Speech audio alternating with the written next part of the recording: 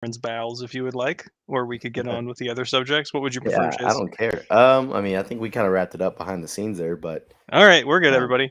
Well, I suppose welcome to the weekly Mark Robichaux fan club. I am Alex Kosari. I'm a starting strength coach. I just realized this, Chase. I didn't update really any of my shit to say that I moved to DC because I updated the oh, on SS. the I updated the directory a few months ago saying that I was like okay, moving, and then I totally forgot to update everything else. So I've yeah, recently updated. But yes, starting strength coach in the DC area. I'm in Northern Virginia. Chase, where are you at? I am in the OKC region, so I'm in technically speaking here, I'm in South OKC near Moore, Hmm. and I work at the franchise gyms here in OKC. We're about to open up our second one in the Quail Springs area, which is kind of like North OKC, kind of near Edmond. Hmm. And that will be kicking off probably around the start of summer or so. Hot damn, dude. And Phoebe's gonna do that one? No, I'll be going to that one. She'll stay You're down going to here. that one. Okay. Are Hmm. you leaving her behind? You're taking are you taking the dogs with you? I may take them occasionally. Like she may take one, I may take the other. You're not moving, right? No, no, no. No, okay. You're staying where you live. You're Yeah, just because now like having to we're drive. so close to the we're just so close to the gym here. Like it's a walk. Yeah, So I rather just keep the walk because it just cuts down gas prices and shit like that. So right. You're maybe actually later. you're saving the environment, Chase, is what you're doing. Yeah, no, I'm very eco friendly. Very eco-friendly. We have G-Lock, John Carr, and Johnny G. How's it going, boys? Um, man. So we had there were what, three solid discussion topics going on in the Reddit. Who are you reading for in the San Francisco Dallas game? Chase, you gotta fill in on this. I have no idea what he's talking about. This is NFL, and man, I don't Those really are know two what the fuck about. cities, San So Francisco v. Dallas. Cowboys versus 49ers. It's quarter mhm. three, 7-17. It's currently 9-9. Chase, what's the over-under? What do you think? Dude, if Dallas wins, I don't want to hear that. I don't want to hear Dallas Cowboy fans just be like, "Oh yeah, this is our year that we're going to the Super Bowl." Mm-hmm. Because ever since their stunt of them going to the Super Bowl back in like the 90s and then being like a badass team, like people just won't let that down. Like my dad is a super fan for Dallas Cowboys, and Right. it's just like every single year he has his hopes up that they're going to go to the Super Bowl and they just get crushed. Are you a football fan? Do you watch football recreationally, Chase? Man, ever since I stopped playing, I haven't really been watching it. Like I'll Right. watch So you college handed more in your than badge and gun, and you were just like, "Fuck it, yeah. I I'm think done." the way that I ended college, I just kind of had a bad taste in my mouth. I'm just like, ah, fuck this. I don't want to focus on it. I don't watch football anymore. Yeah, That's very understandable. That's very understandable. I have not watched a football game in God knows how long.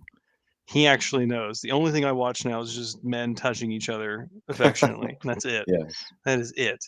Yeah, UFC card last night was pretty good. Do you ever watch the fights, Chase? I'll catch the highlights. Okay, you'll decide.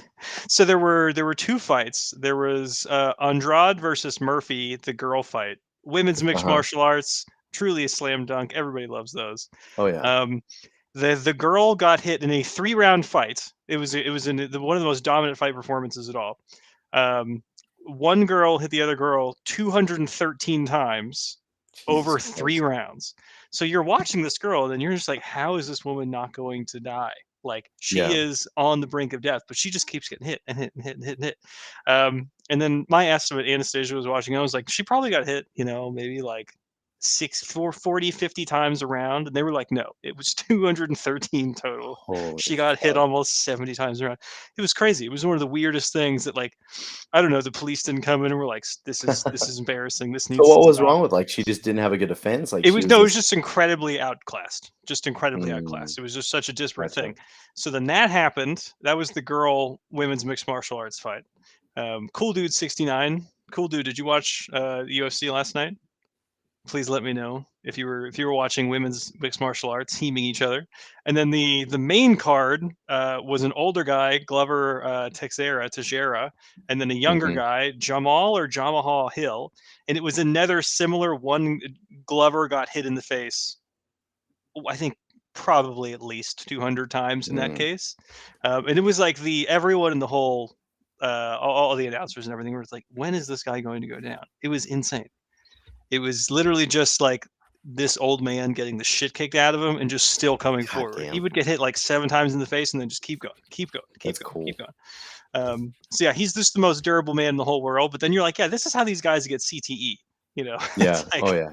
That's just how they talk like fucking Sylvester Stallone later.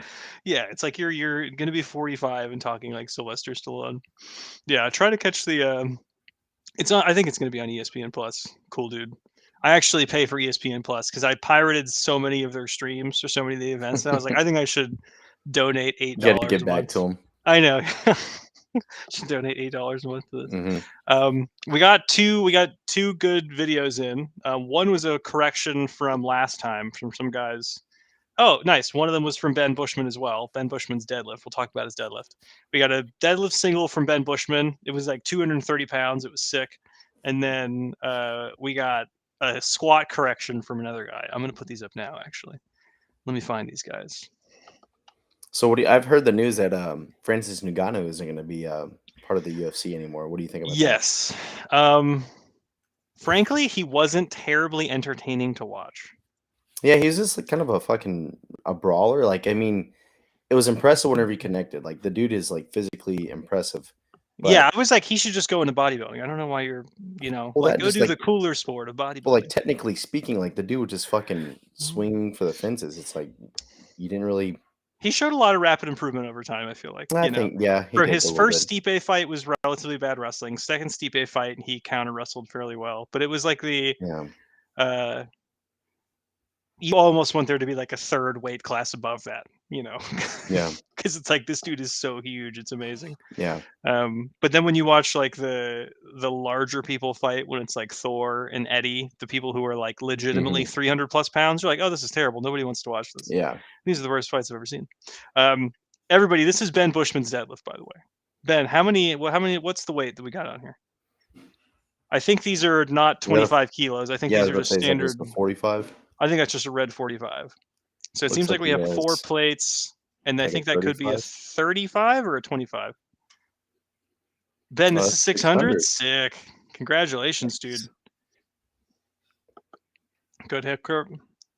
No hitching at all. That's excellent. How long was the prep for this? How long have you been lifting for, Ben? And then has the deadlift been on a tear recently, or have you been like hovering in the 500s for quite some time? There's some 25s on there and a 35. Sick. Excellent. Congratulations, dude. How do you feel about this deadlift, Chase? I like to see him set his back a little bit more. I think he kind of just rushed it. Like, I get it, kind of get amped up, Yeah. get pretty excited, and you want to just pull. But again, just take your time. Look, this is just another warm up in your brain. Nothing changes. So if this was like 500 or like 545, your last warm up, you're gonna pull it the exact same way as you would 6, setting the back, making sure that you're taking your breath and all that stuff. 4 years going up pretty consistently. That's good, Nice. dude. That's great. Yeah, if you can get a good tear with the deadlift, you have good proportions for it. I like the shorter torso deadlift with a little bit of a round back. It's not cheat codes, but it's pretty cool. Oh, Like it if does. you can, It does help. like mechanical help. advantage wise, you're like, yeah, that boy's going to be a good deadlifter. That's Yeah. kind of really where you want it to be. I adopted a more round back deadlift over time as well. I think that's like for a lot of people, that's a maturity thing where they're like, yeah, I don't mind if it gets a little bit rounded. So you want to see more lower back extension, presumably, because you said it's upper back. Okay. And this is just so Do you think that would impact hip height, or what would that impact? Well, so what I'm thinking about is this, right? So like the thing that you were capitalizing and what you were saying on Alex was like the rounding. Yes, in terms of you pulling for efficiency sake, this is great. But what I'm thinking about is, let's say if like Ben, you were to transfer over to like the Olympic lifts, or even to progress this even further, you're gonna have to get your back a little bit flatter, because this may be the difference between you pulling 675 versus 700. Yeah. It's just that small little bit of extension is going to help you carry over into the next goal there. And that really didn't make sense to me until I started kind of branching out into another sport with the Olympic lifts. That's a very good point. Where like my upper back would round constantly on the heavy pull, but man, it would round on like a 225 snatch, and the snatch would just be way out of position and I couldn't rack it, which I know I'm strong enough to do it, but it's, again, these inefficiencies in one realm or an efficiency in the other. You just gotta, I think, kind of bridge the gap there a little bit with just setting the back a little bit harder. And I mean, hell, this will be just fine. Yeah, make sure all your work from like 475 to 545 has a super straight back. Actually, maybe even like once you get past 535, if your back is like rod straight on that and you're doing a really good job of extension there, then it's like, yeah, Mhm. as it gets closer to one arm, it's going to be sloppy. Yeah. So you got to think like training response for what you're doing. If the goal is like get the most jack directors that you can, the weight is certainly going to help out, but you want to make sure that they're getting a good training effect, and you want to make sure you're actively extending them, actively Hmm. squeezing them as much as you can. JD08, haven't seen JD in a while. JD has a very sensual avatar picture of some man in the back with his underwear. Good job, JD. I appreciate that picture. Yeah, we've had a few random SSCs pop into the chat before. We have? Yeah, Alex Patakik. Oh, that's right. Tasik. I'm not sure how to say that name. I don't think I'll ever know how to Attack. say that name. Patak. I think we've had Pete at some point. Bree popped in it in the early streams. When it was me and Rusty and Mick in the Mhm. early days of the alt-right barbell club. Yeah.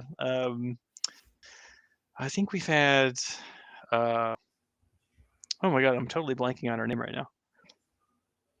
Head of recruiting. Ina? Yeah, she's watched the stream before.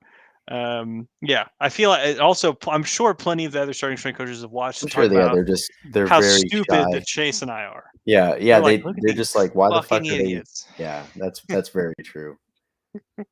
And I remember I get a call from Rip after every single podcast saying like, you fucked up this you explanation. fucking And piece of shit. yeah. Yeah, I remember I got into a little bit of a social drama trouble at one point because I used the cue pretty princess neck with a female lifter on the squat.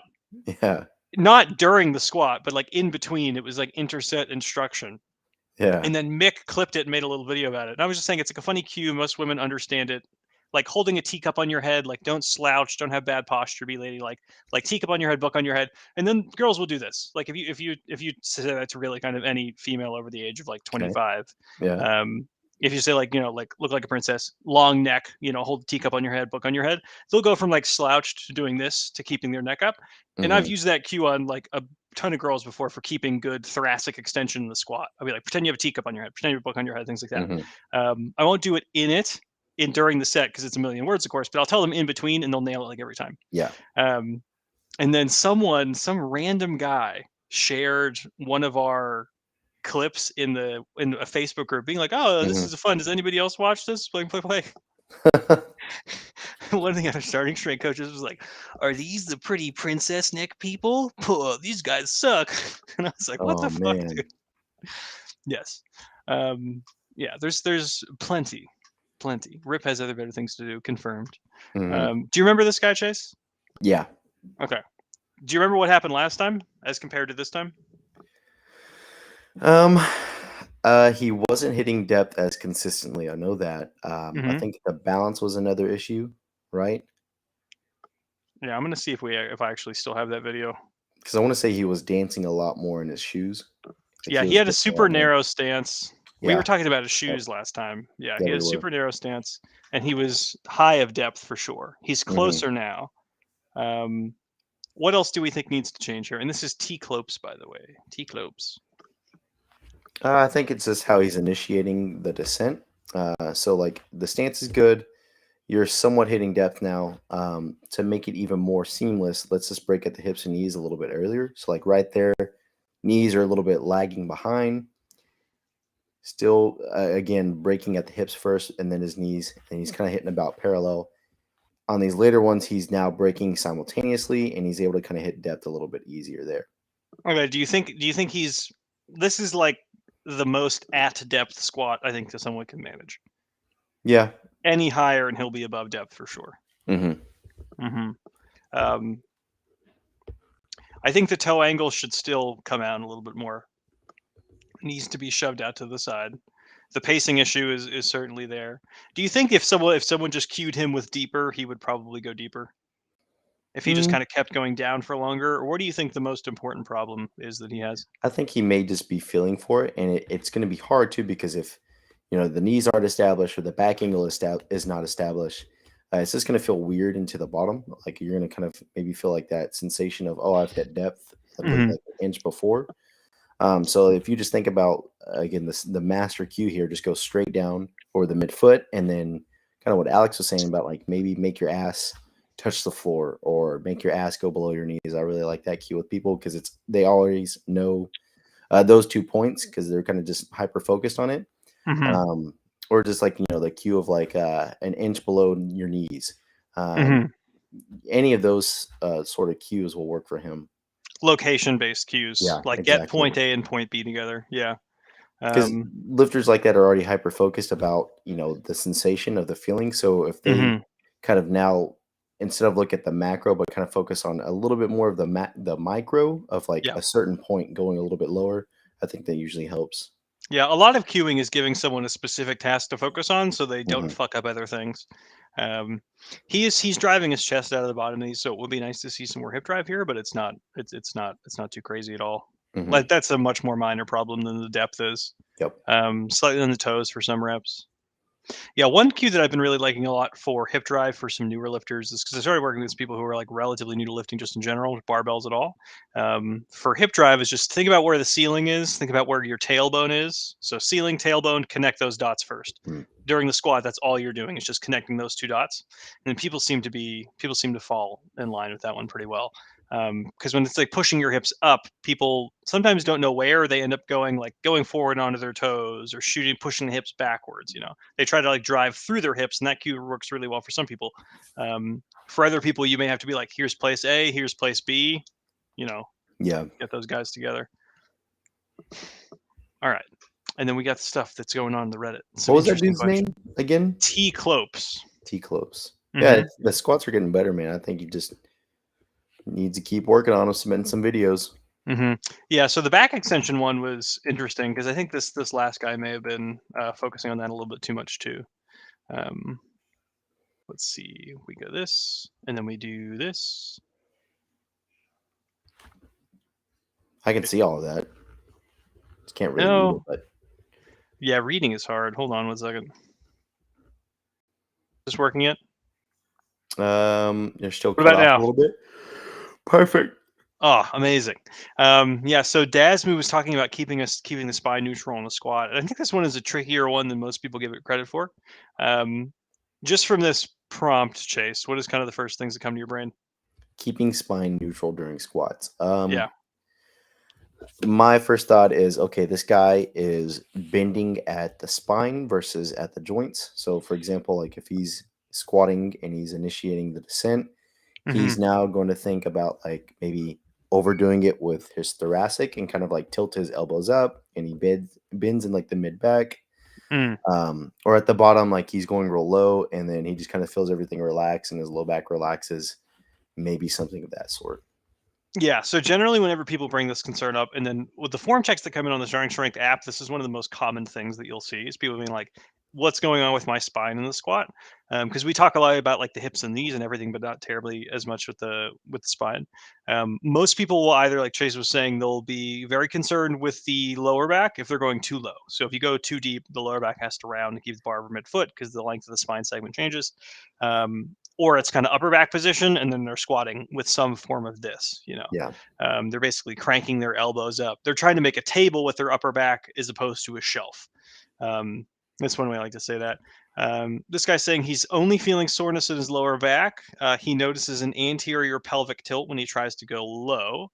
Um, do this can make the hamstrings, quads, and glutes work less than they should, so explain the lack of soreness. Yeah, so the soreness issue, that's not really the problem. I mean, soreness is a really good indicator that you did work something, but it's not a Mhm. great indicator that you didn't work something. Um, so like if you're squatting and you feel a lot of hamstring and glute soreness, but not a lot of quad soreness, you still worked your quads, um, just not enough to make them sore. Yeah. You know, uh, So I remember Rip put out a video about this a while ago. So why would you say people tend to get more sore hamstrings and lower backs than quads, Chase? So they are manipulating their back angle to where it is not constant, but it is changing as they squat. So Mm-hmm. whenever we squat, what's kind of holding our back angle constant is one, the knees being established, and then two, our butt being back. But those 2 points are basically connected via the hamstring. So your hamstring is has an origin point on the ischial tuberosity, kind of like your seat bones, and then it inserts on the kind of like the medial and lateral part of your knee.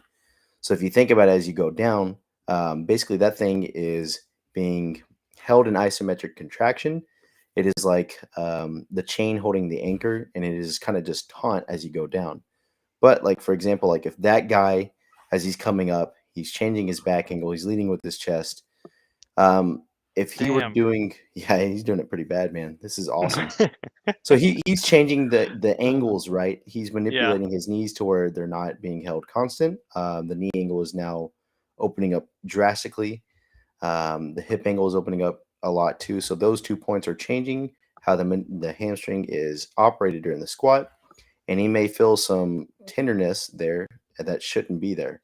Yeah. Another example too is like if you ever seen someone do like a good morning squat to where like their hips lead really exaggeratedly more than their chest out of the bottom. So like if we were to do the opposite of what this guy was, um, and like That's his probably back good angle, advice for a squat, just in general.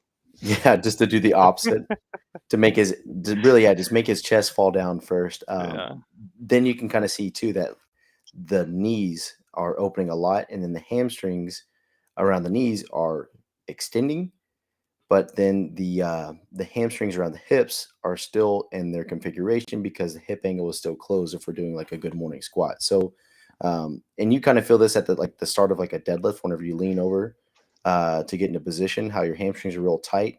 Now Hmm. imagine if we loaded that, and that's what kind of people experience whenever they squat incorrectly, and they Hmm. feel that soreness in their hamstrings.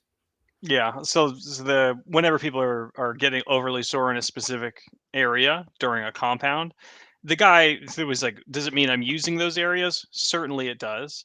This guy has like a million issues with his squat, and I would say Hmm. the big thing is that for a lot of people when their lower back gets sore, especially new lifters, and you can tell he's a new lifter because he's squatting, less than 135. I mean, he's probably squatting, like 65 kilos or something to that Yeah. effect. Or no, probably more like 70, 75 kilos. Um, when they're squatting this much and then they're complaining of lower back soreness, it generally isn't like muscular soreness. And it happens if they're moving their spine around a lot during the squat. Hmm. So if the spine is constantly like if they're starting it as extended as they can get it, and then it's rounding, and it's rounding and extending again, that can cause a lot of irritation and soreness for people because they're not adapted to it, and it's because they're brand spanking new. Um, so this guy's squat has a ton of stuff going on. The toe angle is too shallow. The squat is too shallow. He needs to write it down deeper. Um, Hmm. yeah, the toe angle's fixing the big thing. Yeah, The knees severe need to be chest shoved out drive. more. He's driving his chest out of the bottom. There's just like there's too many things going awry with this to say that he would receive a normal training response for it. Because if Yeah. you looked at this squat and you would say, okay, it's very chest driven and he's not squatting to depth, you'd be like, okay, great. He's probably going to be doing a ton of quad out of the bottom, but his quads aren't getting sore. So where does that Mhm. leave you? In your thinking.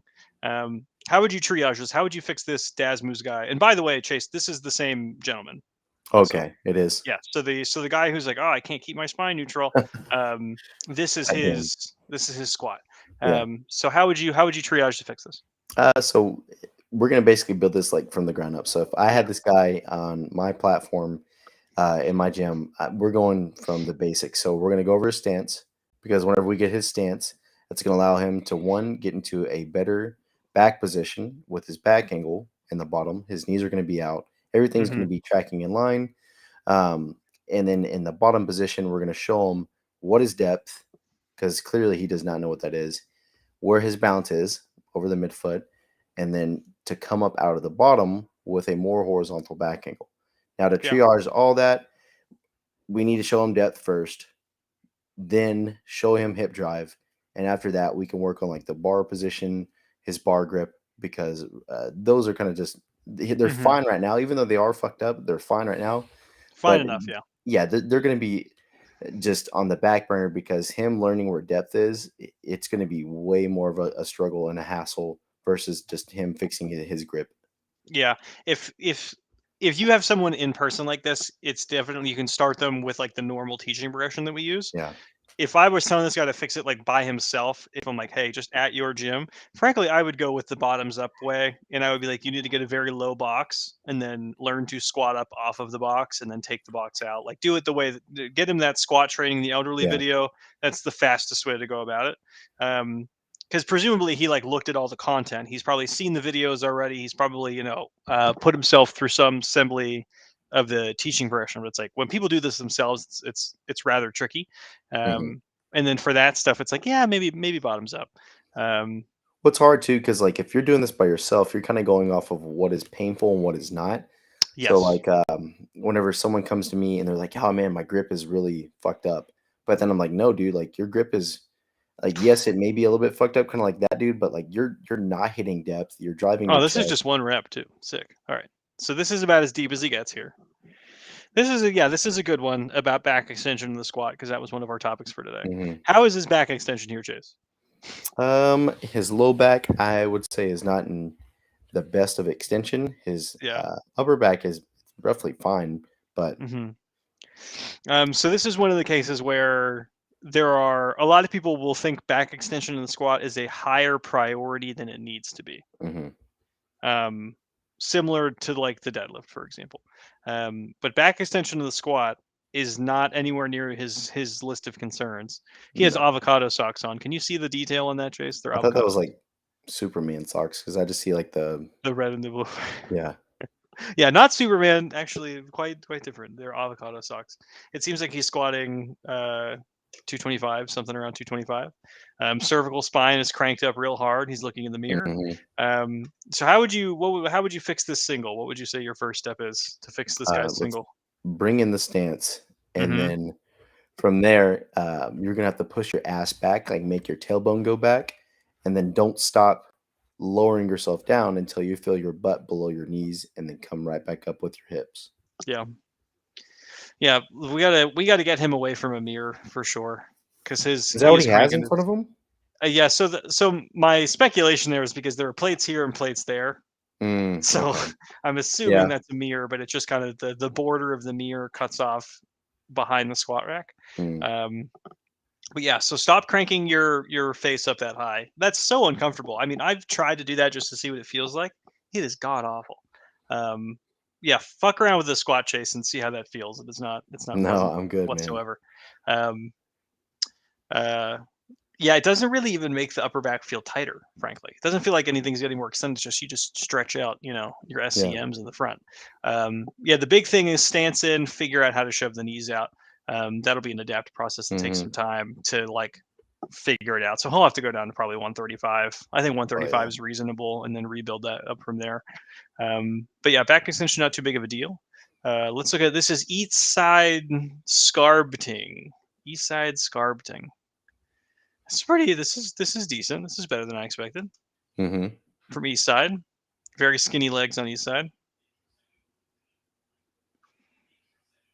East side seems to be over exaggerating some other things. This is good to look at because they may be going too far in the other direction.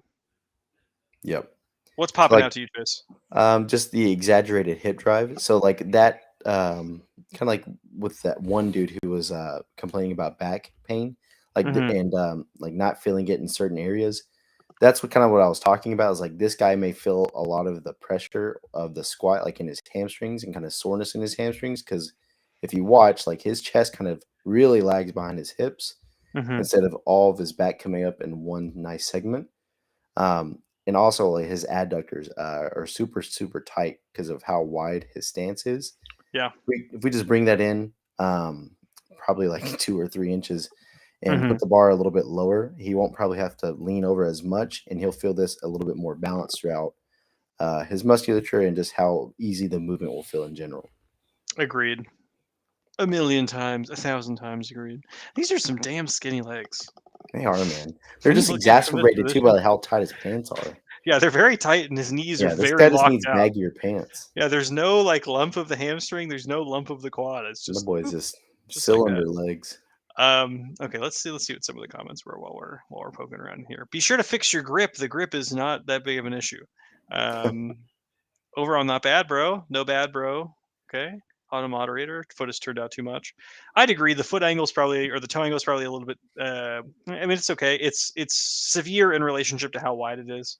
Yeah. If I had to fix this, I would say pull the stance in. Don't care about shoving your knees out so much. When someone's rather Mhm. thin like them, they need to shove their knees out just enough so that their torso can clear it. If you have someone who has like a big old belly, their number one through third focus is going to be shoving the knees out to the Yeah. side. But for east side here, we're looking for less knees out, and then that'll help with a lot of the balance issues for sure. Yep. Yeah. In terms of back extension, I think maybe focusing a little bit too much on extension. With this grip chase, do you see how there's four or excuse me, three fingers floating off here? How do you feel about that type of grip where there's that many fingers off the bar? I personally don't really like it. Hmm. Now, in the grand scheme of things, we're putting the bar Right. at the most low and secure position, thus being about below the spine of the scapula. And if you need to wrap your thumbs around it, hey, that's fine. If you need to Hmm. take kind of more of the grip of like where we're still um, putting our fingers just lightly across the bar to where we have four fingers of contact, that's fine. But with this grip right here, like his elbows are moving too much. He needs to condense the arms a little bit more. Yeah. Pull To them where in. he may at that point be able to drape more of his fingers on it. Because I think just how wide he is, he may just have only the pinky and maybe the ring finger in contact. But Hmm. I think if we bring this in just a little bit and him not worried about um, the bar position being so high, it could possibly fix it. Yeah. I think the one other thing is that these people, the people who take this type of grip, I've noticed they'll tend to get a lot of the elbow ouchies, elbow tendinopathies Oh faster than yeah. other people, because there's so much rotational force on the elbow, where it's like the wrist is on one side of the bar, the shoulders on the other side, and they're almost making it farther apart by cranking the Hmm. hand up like that, and that can just be a big irritant.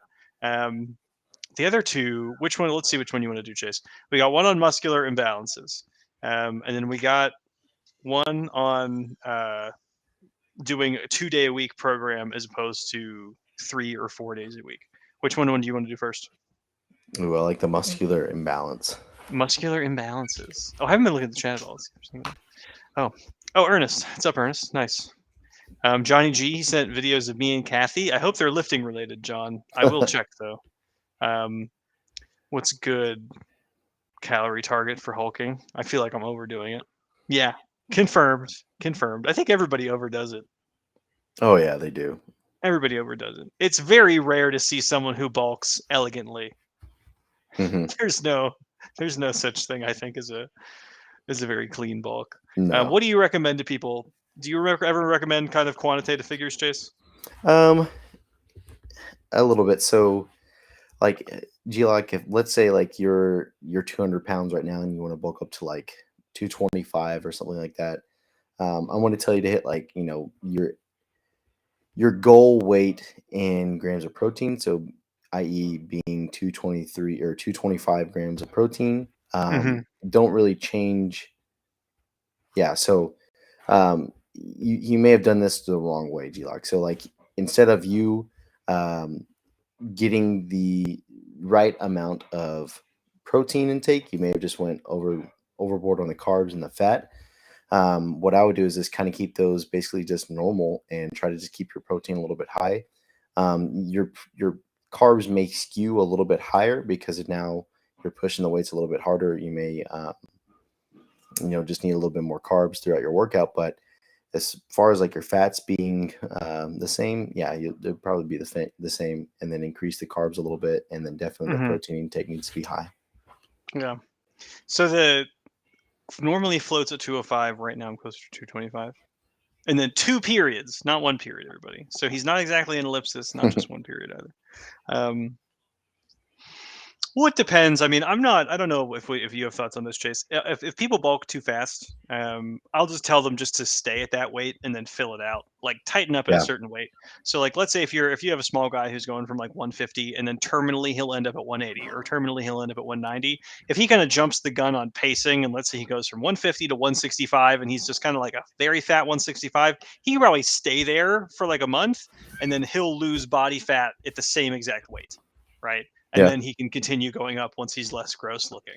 But that's all dependent on how his diet is, though. So if his diet Yes. is remaining the same, then yeah, that'd Hmm. be fine. But everyone's diet does not remain the same.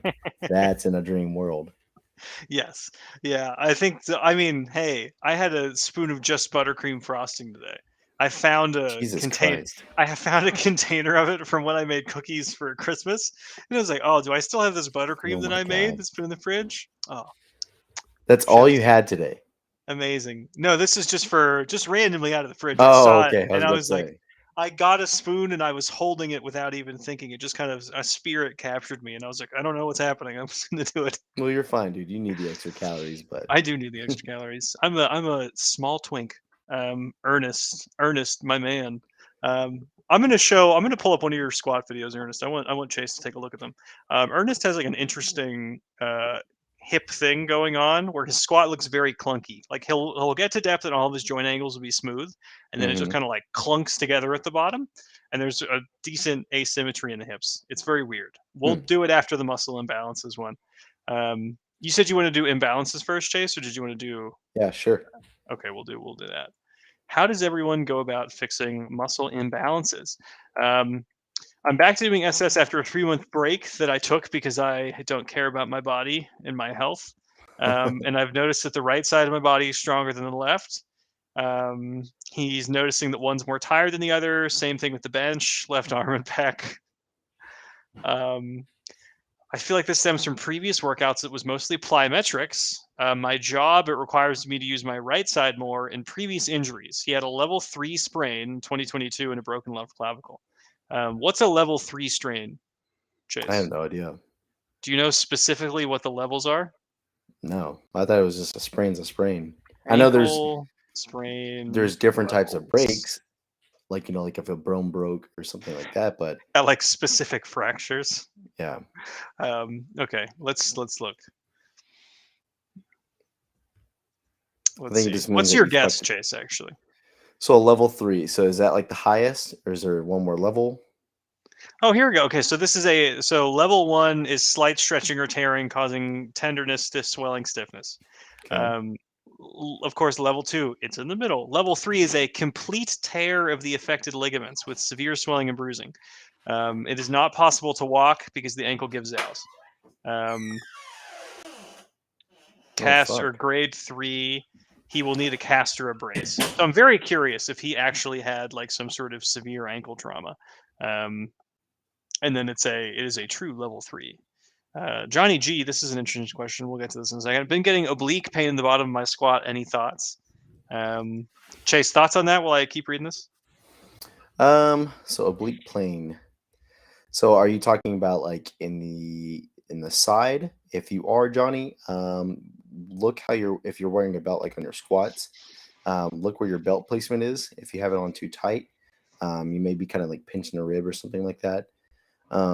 If you're not wearing a belt, notice if you're twisting, if you're coming up, or if you have your stance a little bit staggered. Sometimes Mm-hmm. people take out a stance that's a little bit fucked up and they still squat anyways. So just make sure that your stance is fine. Be real adamant about that on the warm ups. So my side's no belt. Okay. My sides.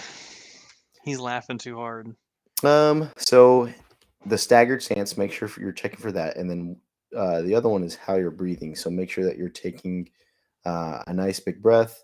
You're holding that against your abs and stuff like that. You're not thinking about pushing out too much with your abs, but just kind of cinching down like you're trying to block a Mm-hmm. punch with Do you your mean abs. muscular pain, like in your like the oblique muscle, which is like, or do you mean just pain on the side of your torso? That is Yeah. another worthwhile question here. Um, so basically, the comments on the muscle imbalances was just saying train as per usual, and then it will go away. One thing I've noticed is that a lot of people who will talk about muscle imbalances, it's very popular in the athletic world because people just want to Hmm. pathologize and pretend they have problems.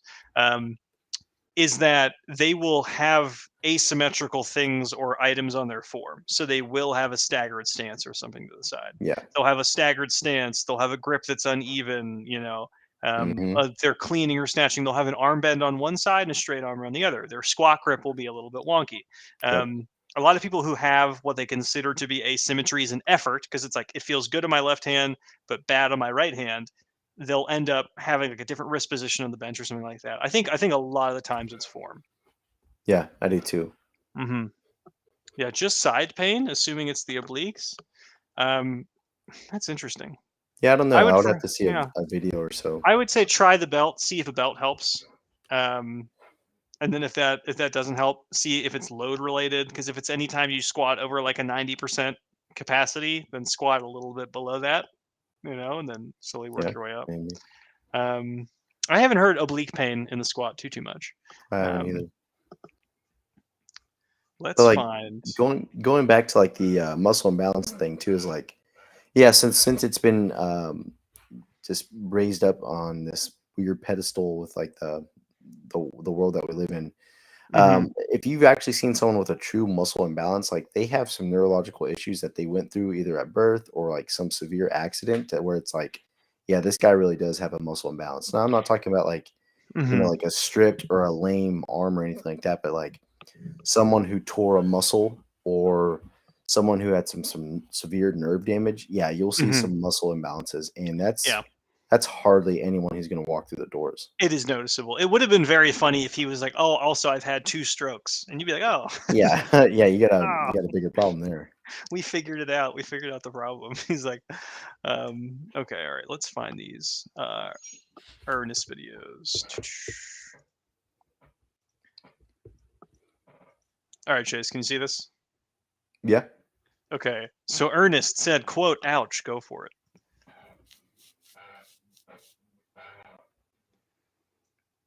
yeah, man, he does have some weird thing going on. He's got some clunkiness going on.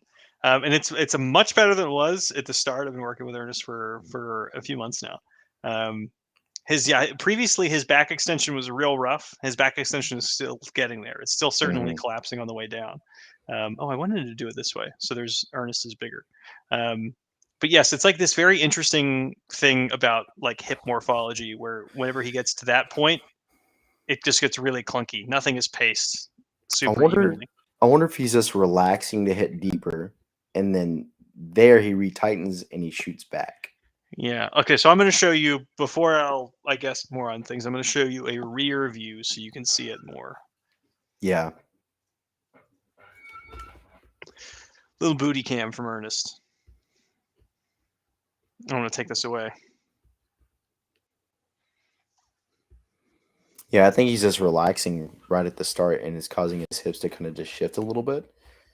Um, Yeah. The man, interesting thing is that I've tried, pause squats, tempo yeah, squats, pause tempo squats, anything like that. It seems as if it's like uh, once he gets to that point, he can't stay tight. Like the pelvis is kind of rolling a little bit asymmetric because sometimes on his right side it'll look like depth, left side it will look a little bit high. It's like the whole thing is slightly tilted. hmm He has a history with power things, so he'll get like white lights on one side, red lights on the other.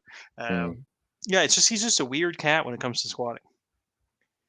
Yeah, I was gonna ask if you had him do any pause or tempo work. Probably the only thing I could probably think about doing was maybe like a box squat, making him actually pause Hmm. there and like just hover above it, like in a really long pause on a box squat. Right.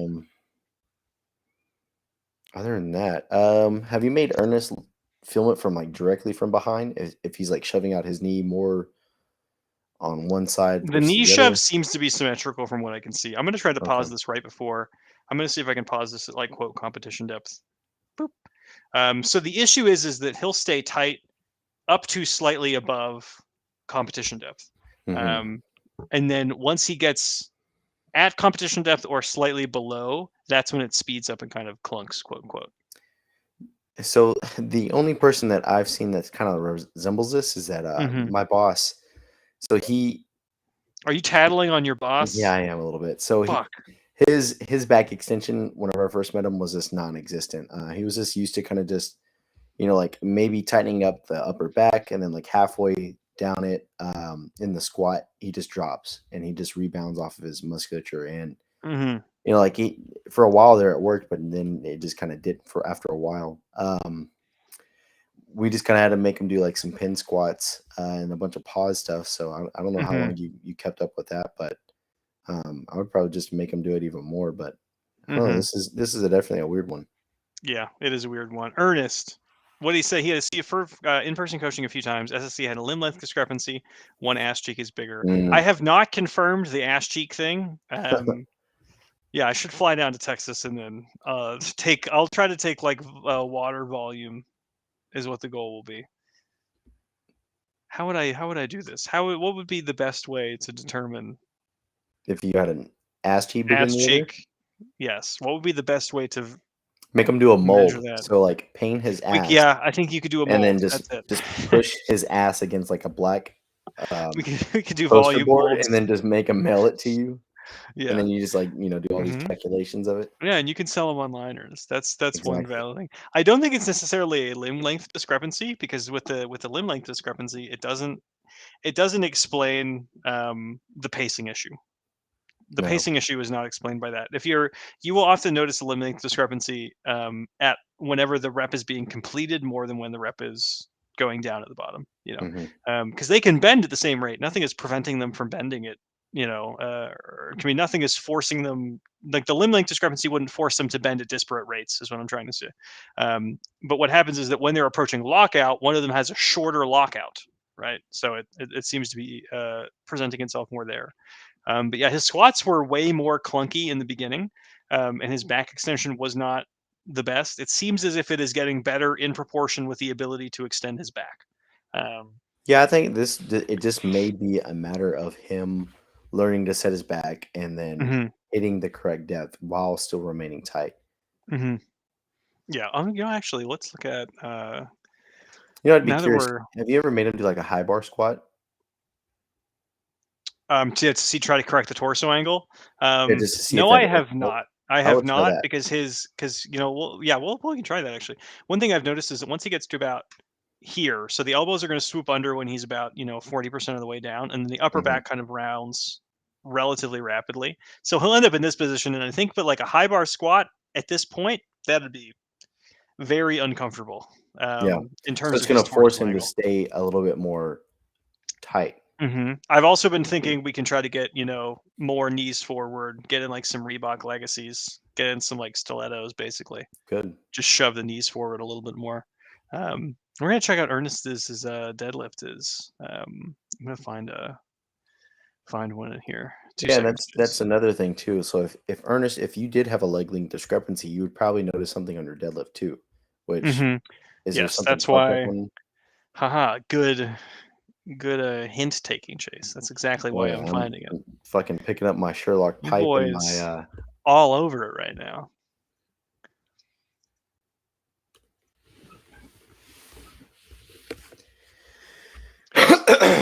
All right, here we go.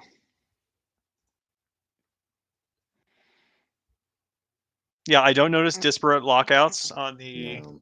I think it's just deadlift. him trying to learn how to set his back because even now he's severely rounding his upper back, it seems like. And So it seems like from the side, it's just kind of that's just shoulder protraction. mhm, Let's see, what do we say? I do. I feel it I when I feel do it the when I first do the step. first two steps in the 5-step setup. You feel back extension, or what do you feel? What do you mean by that? I Do you think know he what he means meant by that? the leg length discrepancy. Okay. I don't know how Mm. one would feel that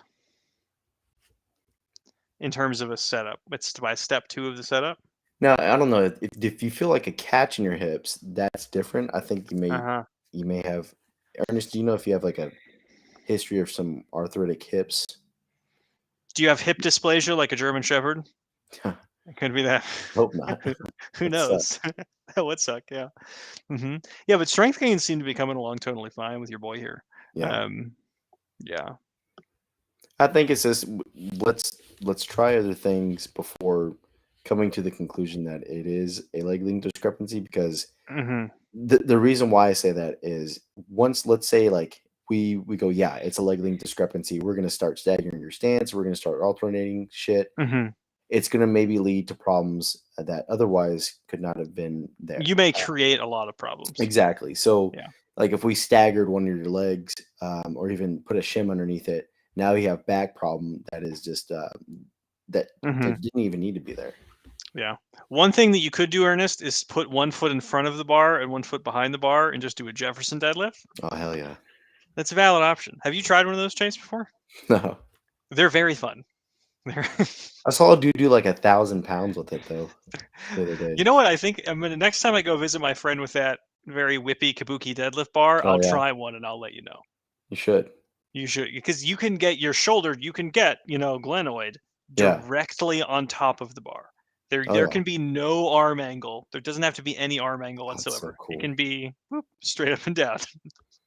So yeah, it's basically whenever I've tried to tell some people to do it just for fun. I'll say line your butthole and your armpits directly over the bar, and it's the perfect Jefferson deadlift every That's time. so cool.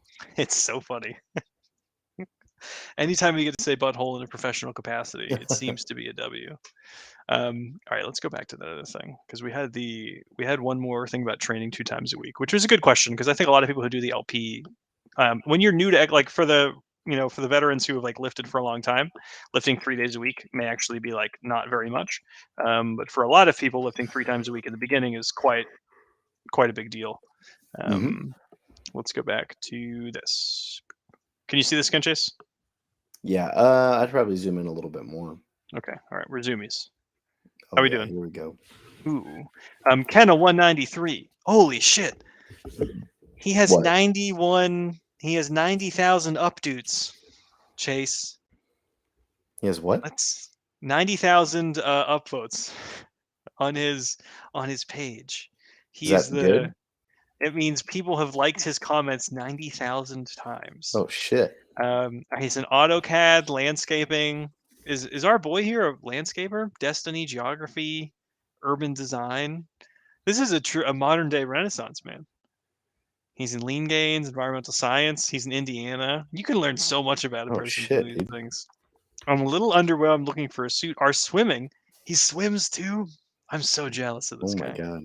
Fuck. You really can learn a lot about someone. You can. Like, he seems to be a geology, possibly landscaping, urban design guy from Indiana Has who 3 swims. kids.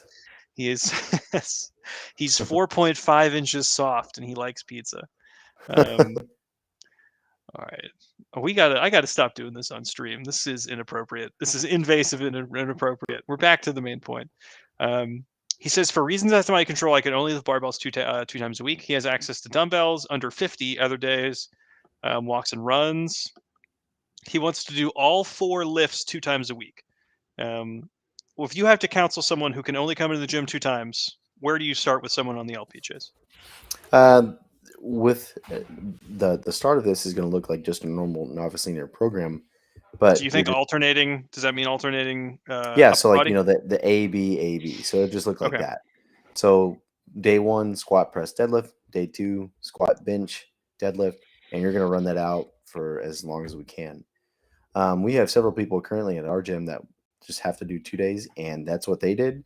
Eventually, as the program needs to be a little bit more advanced, we now transfer over to where like maybe they're just squatting once a week, and they're pulling heavy the other day, and then they're trying to do a press and bench on the same day going forward. For example, Tuesday may, or like let's say like a Monday maybe a squat, a heavy pin press or a heavy press singles, and then we're doing like a volume bench. And then Thursday, we're gonna do like a rack pull, a deadlift, a halting of some sort, kind of just whatever needs to be on that schedule. An intensity bench, so singles, triples, whatever, and then press volume. Got it. One interesting way to think about this is that like a 4-day split is the same thing as a 2-day per week variation, but the day is just split into 2 days. Like you can think about the program design as like of a 4-day split, a lot of people go like upper lower, or they'll do, 2 of the big lifts on the first day, the other 2 on the second day, and they'll repeat that same cycle each 2 times within the week. If that makes sense. Does that make sense, Hmm. Chase? Yeah. Okay, great. The 2-day a week variation is kind of the same thing. So like you'll slip into intermediate programming, like Chase was saying, more easily. Yeah. Because the third day, what I've noticed with a lot of people who are programming, I'll look at a lot of people in their programming when I'll get them, and it'll be very wonky on the middle of the week. Because they'll be like, I don't know what to do with this middle day, because they'll have they'll have a heavy workout 1 and a heavy workout 3, and the Yeah. workout 2 in the middle is just kind of abandoned. Or let's say neglected in terms of thinking. But a 2-day week, you're basically going to be doing a 4-day split, so you can do just the AB workouts and alternate them, but you're going to run out sooner, because you just don't have the training frequency to support everything. Yep. And then at that point, then you can kind of just think about it like a 4-day split, so like the first workout of the week, let's say you're doing heavy squats, a lot of benching, and then some pressing, and then some deadlifting. The second day of the week, you're doing a lot of deadlifting, a lot of pressing, some benching, some squatting. Hmm. Yeah, if you can only lift 2 times a week, how long do you think these sessions need to be? For if you had like an intermediate who's doing 2 times a week, what would you need from them? Oh man, just like 90 minutes to an hour, 90 somewhere minutes to around an there. hour. Yeah. If you keep the volume targets trim, I don't think that's super unreasonable. Yeah. Yeah. Do you think I'm sure you've run into people who are like, can I push 4 days a week in the beginning? Have you modified the LP to hit 4 days early on? I want to say I have maybe once or Okay. twice, but oh, I take that back. So I had a guy who was going to school for to take his bar exam. So like he's basically just doesn't have a job at this point, and he's just studying. Right. And he was young enough to where he could accommodate that. So he really wanted to do like, hey, every 24 hours, I want to rest, and then I want to hit the gym. So it looked like a Monday, Wednesday, Friday, Mhm. Sunday, and then like a Tuesday, Thursday, Saturday, Monday type thing.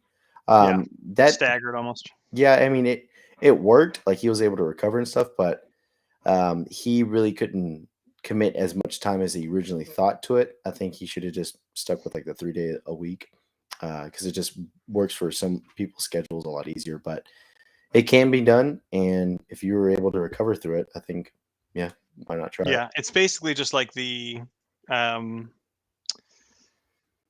it's you just don't take a second rest day, because we Yeah, do like Monday, Wednesday, Friday, and then let's say the weekend, that's when you rest. You just pretend there isn't a weekend, and then the schedule kind of shifts, yeah. every other week. It seems like John Carr what did he do? He did a pause squat. Hmm. How long ago was this? That's how I have a bone to pick. Snake, dude line. Oh, Chase, I'll show you this one. This is not relevant. It's just someone almost killing themselves with a snatch. So I'm sure you would like to see that. Oh, sweet. Mm-hmm.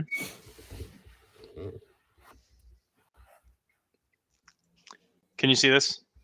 I saw just like his face on the floor. I didn't see all of it. Oh no, spoilers. He rebounds pretty well from this, frankly. Dunk. Oh shit. That's right there. So where He do you like, think this went wrong? I mean, he has like a power clean grip. Yes. He has a power clean grip, and then but he attempts to jerk it overhead in one fluid motion. Yeah, dude, that was I a think weird one. this, because he has the height right here. He has the height for a successful clean, Oh and yeah, he gets under it so much that he can get his fucking head under it. that's Maybe impressive. he was Just trying to trying like, to catch it in a back squat yeah, and then bonked himself. yeah, just instant Damn. regret after that too. He's just like, Good ab wheel on the way back up though. Do you see that, Chase? Do you see the ab wheel that he's doing here? See, that's functional nice, fitness, everybody. That's nice. so sick. I wouldn't. Do you think how bad is the concussion from this, Chase? What do you think? Ah, dude, it's not gonna hurt that bad. It's not the end of the world. He's got If he's the got a headache for a week and a half, 2 embarrassment weeks. is more, yeah, it's probably way worse than this.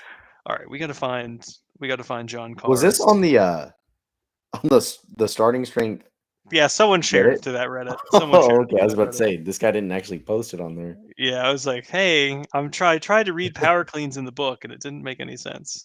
And you're like, wait, no, that's Dasmu again. Peasant catch. Oh, let's look at this guy. Hip pain while squatting, 190 for 5.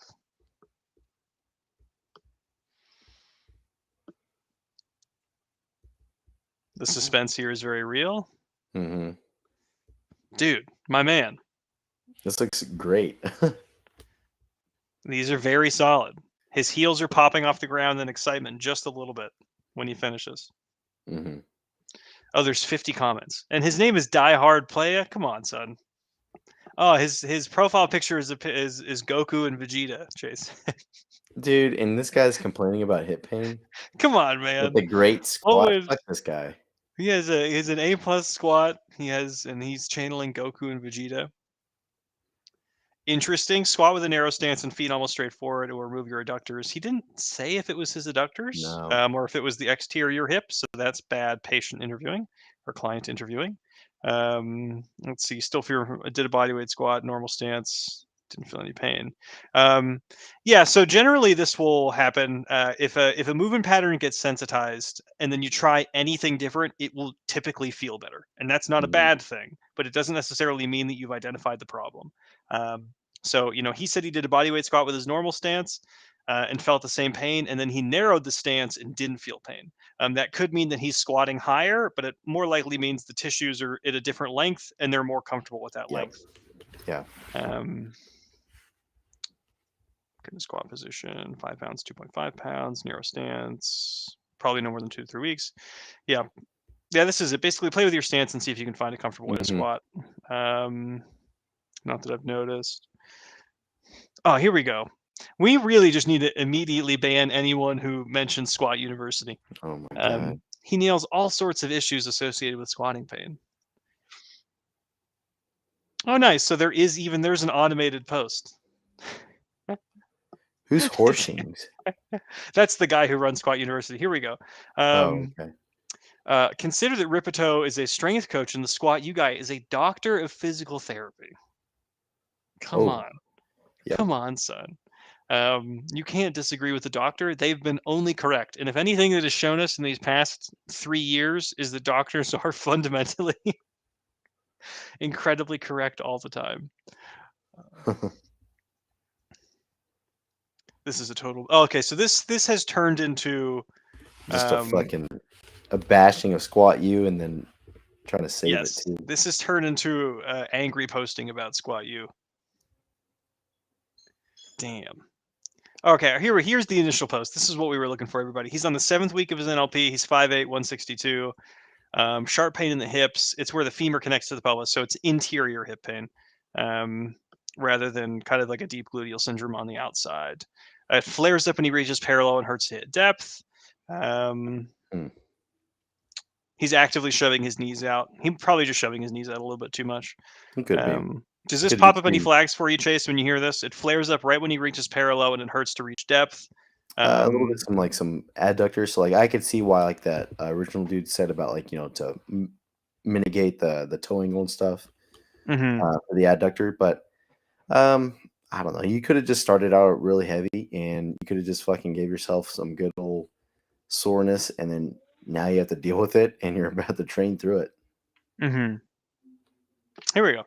He's using the cue push the hips back and sit back, and he's overextending his lower back, getting an anterior pelvic tilt. I don't think that's the issue. Inadequate bracing.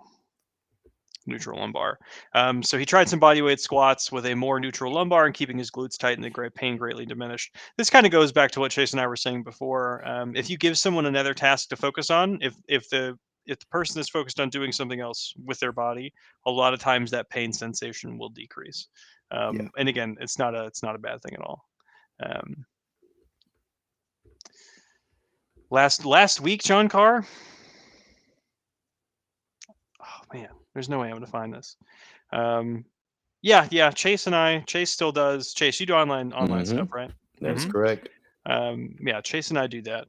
That's a big portion of my job. I do that, and then camps for a lot of my guys, and then Chase does full time in person, and then some online. So we've kind of basically flipped. Yeah, right? Yeah, we're basically flipped. Yeah. Yin and yang. All right, let's go back to the thing. Chase, have you posted anything on your Instagram recently that I need to look at? No.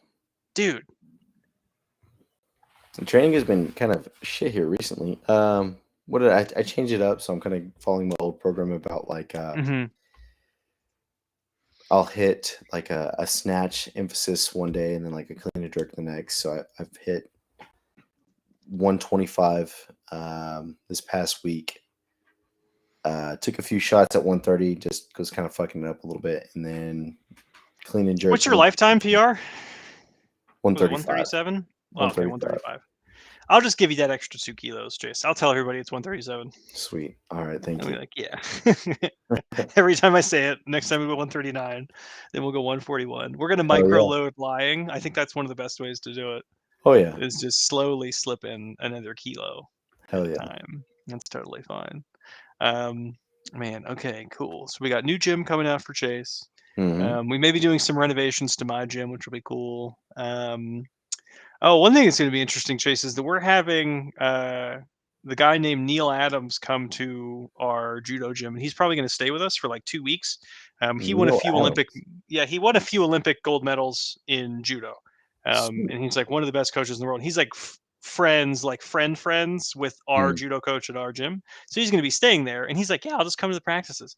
So it's going to be the most performance anxiety that any of us have ever had. Oh hell yeah. And then every practice is going to turn into like a dog measuring contest with everyone trying as hard as they can. It's going to break you. Yeah, it's going to be terrible. I'm going to end up losing my life over this. Oh, this is awesome. Yeah, but that's going to be exciting. When are you thinking for your next competition, Chase?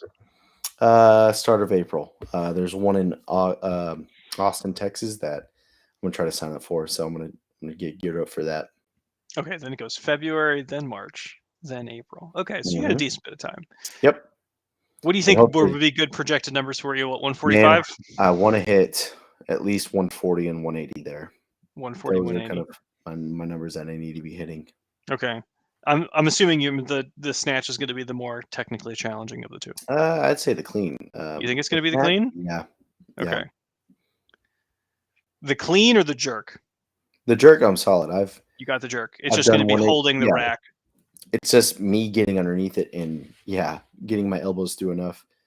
Man, because what I've been kind of noticing is like I'm so used to on my deadlifts just opening up halfway through with my back angle. Right. Just extending my hips, but really violently, to where like that's just popping the bar off my. You're my exploding thighs. through the hips, Chase. You're just too exploding. Yeah, I think I'm just fucking it up. So now I'm just kind of relearning to stay over the bar a little bit longer, and it's slowly working, but it's just man, they're just fucking stupid. Ernest asked if you still have that knee pain, Chase. Yeah. How are your tendinopathy-ridden knees? Oh man, it comes and goes. Like right now, like I've been focusing a lot on like some pause squats, not only just of like my back squats, but even on my front squats. I trained a while there without knee wraps, and it helps, but then it just kind of gets to a point where like I need knee wraps again. So I'm back to using them. They're not as bad as what they were a few months ago, though. I'm gonna see if I can find the clip for you, Chase, and I'll send it to you. But it's clips on YouTube of Rich. Do you remember who Rich Piana is, the bodybuilder? Oh yeah, the dude who died. Yeah. He had a heart attack while his wife was cutting his hair, and she couldn't administer CPR because she couldn't deadlift enough to roll him onto his back. Yeah, he's just so fucking massive. Yes, he was like 330 pounds at the time. It was during his Bigger by the Day series where he was already like, he started it at like 280 pounds and he was trying to gain 1 pound a day. God damn. So he was doing Bigger by the Day, had a heart attack, died. But he was having knee tendonitis, and I think there's a few compilations of clips of him talking about how he'll inject a lot of gear directly into behind his knee. Oh, perfect. So he'll be like, oh, he's like, I've really upped the HGH recently. I've just started injecting it right behind my kneecap. That way I know it's my knee's going to grow. It's getting right to my knee. That doesn't make a fucking lick of sense. They're the best clips. He was injecting so much shit right behind his kneecap. And then he would complain oftentimes about the swelling in his knee. because Yeah. presumably what was be happening is that he would just be injecting all these like saline solutions and like oil Yeah. behind his knee, and they Yeah. wouldn't be absorbed as much as like a sub-Q pin anywhere else. Yeah, exactly. But his knees felt better after the injections, Chase. Oh, I bet. Yeah. That's what I'm trying to tell you. So if you just need to get spare insulin and then just squirt it directly Right underneath the kneecap. into the Gotcha. bursa, not anywhere that's going to be near your bloodstream, Yeah. and just Let float that it around motherfucker there. sit. Just make a Yes. pancreas behind my knee. Yeah, that's what my theory is. Okay. I'll try it. That's the current scientific thinking. 97% of scientists agree, Chase. Any parting shots for the people, Chase? Just continue training and hope you all have a good week. Nice. Whatever Stay Chase said. happy. See you guys.